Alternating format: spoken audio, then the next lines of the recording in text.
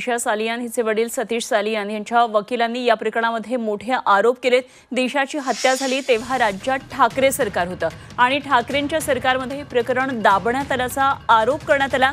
फडणवीस गृहमंत्री झाल्यावर तपासाला वेग आल्याचा वकील निलेश सी ओझा यांनी म्हटलंय। या प्रकरणामध्ये तक्रार दाखल करूनही 1 वर्षापेक्षा जास्त काळ FIR नोंदवला गेला नाही आणि तत्कालीन गृहमंत्री अनिल देशमुखांना कारवाई नको होती याचे अनेक पुरावे आपल्याकडे असल्याचंही त्यांनी सांगितलंय।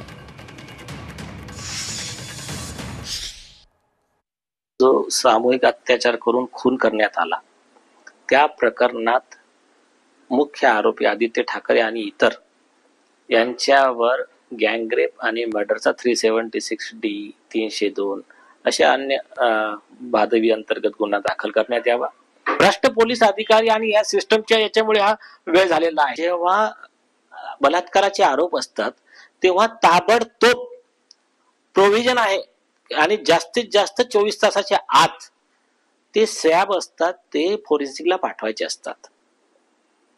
या लोकांनी 50 तासापर्यंत तिचे हे जे आहे बॉडीचं पोस्टमॉर्टमच केलं नाही।